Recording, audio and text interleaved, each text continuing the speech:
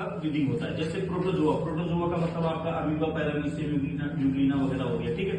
उसके बाद पोरीफेरस, पोरीफेरस में कौन आते हैं आपके स्पंजेज आते हैं, ठीक है, लाइक ग्लूकोसोलिनिया और यूस्पंजिया, स्पंजिला, ठीक। नेक्स्ट आता है सिलेंट्रेटा, सिलेंट्रेटा में कौन आते हैं हाइड्रा वगैरह, ठीक है। तो हाइड्रा वगैरह के पास भी कोई रेस्पिरेटरी ऑर्गन नहीं होता, तो ये भी कैसा होता है बाई डिफ्यूजन। इसके बाद आता है टीनोफोरा, टीनोफोरा आपको पता होगा इसमें कॉम जेली वगैरह आते हैं, इसमें भी कोई रेस्पिरेटरी ऑर्गन नहीं होता।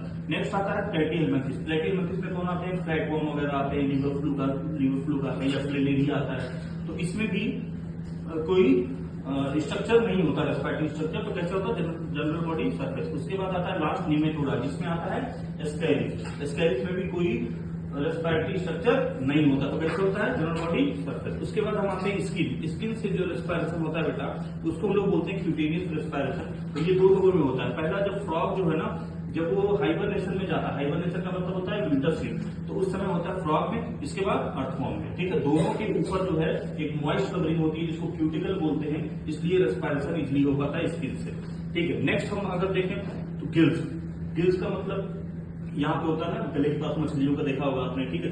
तो गिल्स वाले रेस्पिरेशन को हम लोग ब्रेंकियल बोलते हैं। तो गिल्स का रेस्पिरेशन किसमें होता है, सबसे ज्यादा किसमें होता है, ये फिश में।